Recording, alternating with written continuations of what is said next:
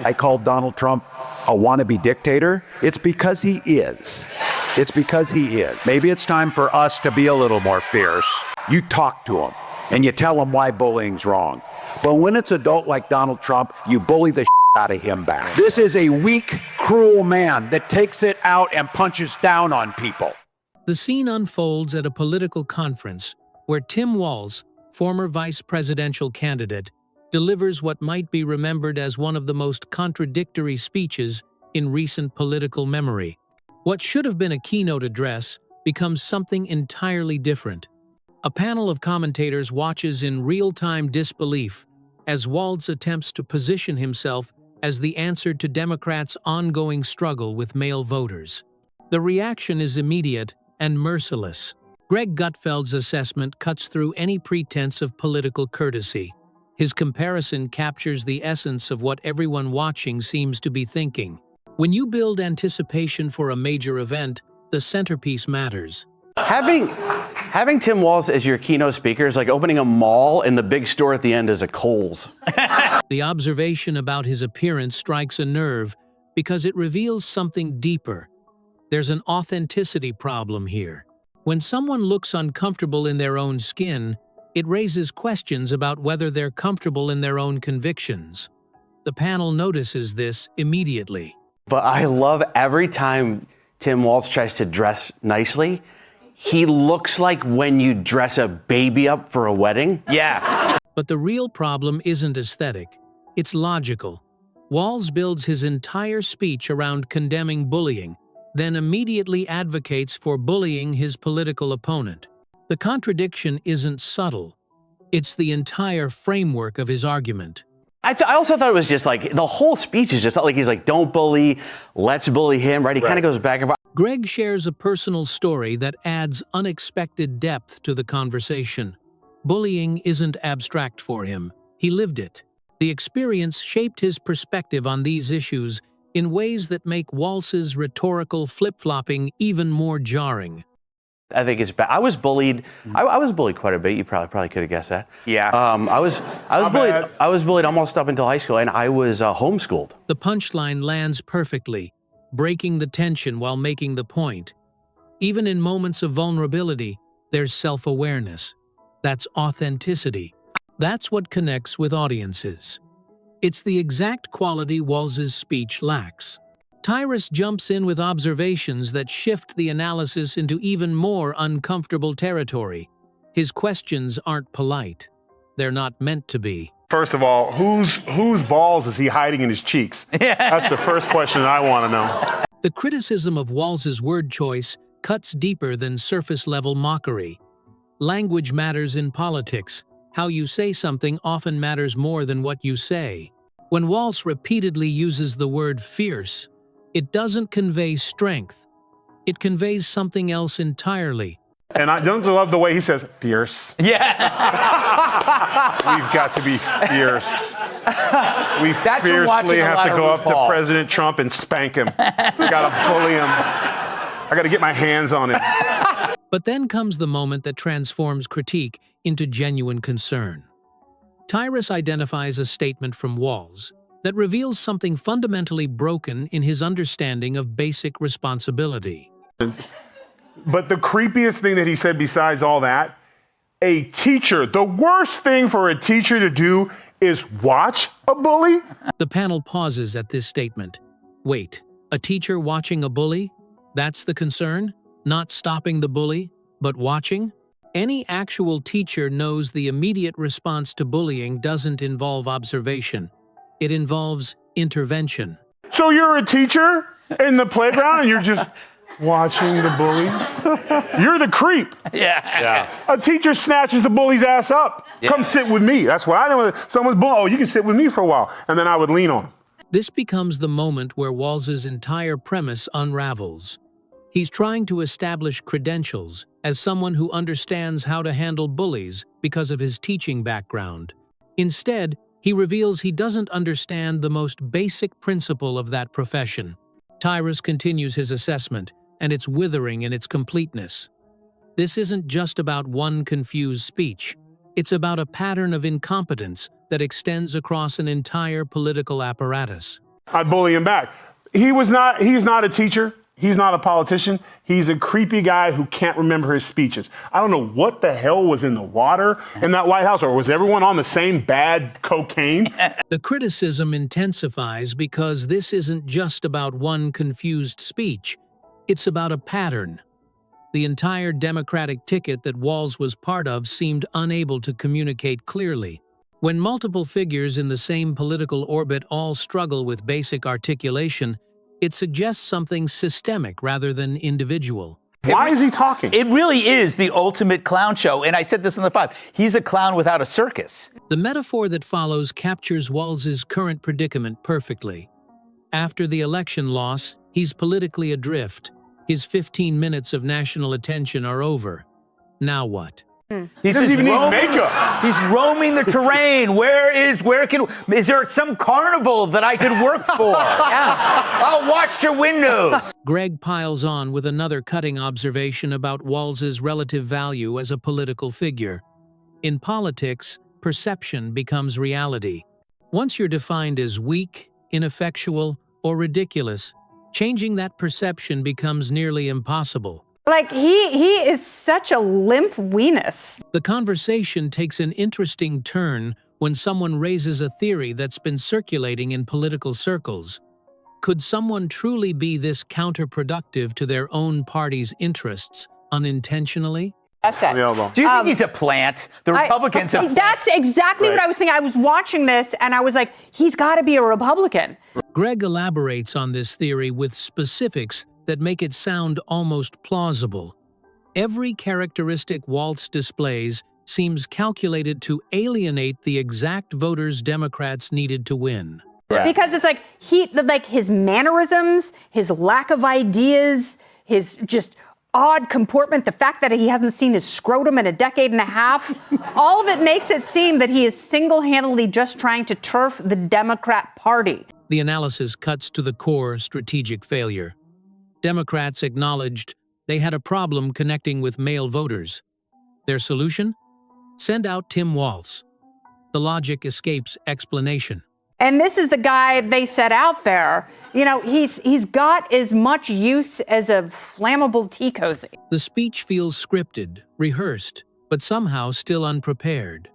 There's a quality to it that suggests someone going through motions without understanding purpose. It does. It seems like a skit, right? A bad skit. And here's the thing, though. So you're exactly right, Greg. The contradiction, he says, well, don't be bullies, but I'm going to bully Trump. Yeah. Okay. The hypothetical matchup between Walz and Trump gets the treatment it deserves. Complete dismissal. There's no universe where this confrontation ends well for Walz. The idea that he could bully Trump, we've got news for you, okay? In that showdown, you end up in the locker, Tim Walz, okay? And Trump is the jock who takes off with the cheerleaders, okay? Let me pause here to share something important. We're witnessing a broader lesson about authenticity in leadership. When you try to be something you're not, people see through it instantly. When your message contradicts itself fundamentally, no amount of fierce rhetoric can salvage it. The voters Walz was supposedly chosen to appeal to, working-class men, saw right through the act. They recognized someone trying to speak their language without understanding their concerns. That's why the Democratic Party's problem with male voters didn't improve during the campaign. It worsened. You can't solve an authenticity problem with an inauthentic solution. The electoral data tells the story Walz's words can't. Hispanic men voting Republican for the first time ever. Young men overwhelmingly choosing Trump. These aren't marginal shifts. These are seismic changes in American political alignment. But looking at the political trends here, the Democrats have a massive problem with men. Hispanic men voted for Trump, first time ever. Young men overwhelmingly voted for Trump, first time ever. And they realize they have a problem. There's a pattern in political incompetence.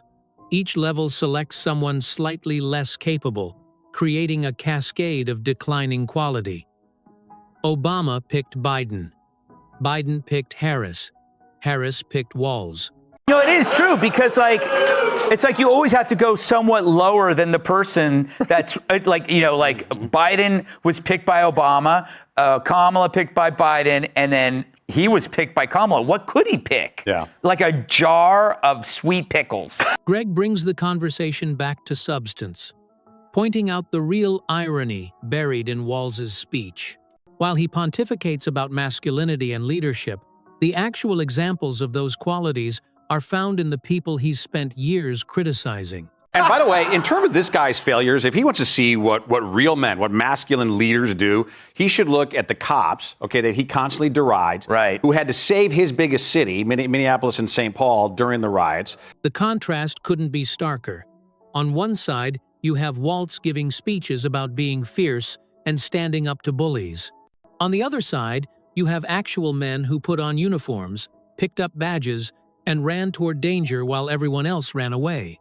If he wants an example, he should look at those people that he has disparaged for years. Perhaps the most damning observation is this. Tim Walz was a sitting governor, and most Americans had never heard of him before his vice presidential nomination. That speaks volumes about his impact, his presence, his ability to make a mark on the national conversation. It is amazing that we probably never would have known this guy existed if he hadn't been picked. And he was a governor. I mean, just think about this. The final word might be the most cutting, delivered with sarcastic precision that underscores everything wrong with Walz's self-presentation. He's a governor. Yeah. I never heard of him. Not just any governor, Greg. He's a fierce guy. Yes. That word again. Fierce. It echoes through the entire analysis because Walz chose it so deliberately in his speech. He wanted to project strength, intensity, determination. Instead, it became a punchline. When someone has to tell you they're fierce, they're probably not. Looking ahead, Tyrus offers a prediction that lands with dark humor and suggests an awareness of where washed-up political figures often end up in American culture. You know what? I can't wait to find out in a year what his stage name will be. Dolores. Yes. The image is devastating because it's not entirely implausible. Politics has become entertainment, and failed politicians often transition into pure performance. The question is whether anyone will care enough to watch. This entire episode reveals something crucial about modern politics that extends far beyond Tim Walz himself. Authenticity matters more than ever. Voters can detect when someone is performing rather than being. They recognize when rhetoric contradicts itself. They understand when a messenger is fundamentally wrong for a message. Tim Walz became a case study in all these failures simultaneously. The Democratic Party's struggle with male voters won't be solved by finding a different Tim Walz. It requires fundamental rethinking about what those voters actually value, what kind of leadership resonates with them, and why their current messaging falls so flat. Until that introspection happens, expect more speeches like this one, more contradictions, more disconnect. What's fascinating about this particular moment is how it crystallizes years of political dysfunction into 6 minutes of confused rhetoric. Walz isn't an anomaly, he's a symptom. He represents a political class that's lost touch with the people it claims to represent. He embodies the gap between Democratic Party assumptions about working-class voters and the reality of what those voters actually think, feel, and value. The conference speech was meant to be a moment of continued relevance, a way for Walz to stay in the conversation after the election loss. Instead, it became a reminder of why the loss happened in the first place. When your message about not bullying includes plans to bully, when your teaching credentials are undermined by fundamental misunderstanding of teacher responsibilities, when your attempt to appear fierce only highlights weakness, you've created a perfect storm of ineffectiveness. What divides people isn't just policy anymore. It's authenticity versus performance. Voters increasingly choose leaders who seem genuine, even if imperfect, over those who seem polished but hollow. They prefer rough edges and honest mistakes over carefully crafted messaging that rings false. This shift explains so much about recent electoral outcomes. Tim Walz's conference speech will be remembered, but not for the reasons he hoped. It becomes a warning about what happens when political strategy prioritizes checking demographic boxes over choosing messengers who genuinely connect. The decision to make him the vice presidential candidate was never about Tim Walz the person. It was about Tim Walz the demographic signal, governor from the Midwest, teaching background, supposedly relatable to working-class voters. On paper, it all made sense. In practice, it was a disaster. This disconnect between political theory and political reality has cost the Democratic Party dearly. They keep running simulations, checking polls, crafting messages based on focus group responses. Then they send out messengers who can't authentically embody those messages. The result is what we see in this speech. Someone saying words that sound like they should work, in a tone that suggests conviction, but with an overall effect that's completely unconvincing. In politics, as in teaching, you can't fake understanding the people you're trying to reach. They'll see through it every single time, and they did. The male voters Democrats hoped to win over took one look at Tim Walz and saw exactly what he was, a performance. Not a bad person necessarily, but definitely the wrong messenger. Someone playing a role rather than living authentically. The tragedy of Tim Walz isn't that he's particularly terrible. It's that he's mediocre in ways that got exposed on the biggest stage. Plenty of politicians are mediocre. Most of them serve quietly without attracting much attention.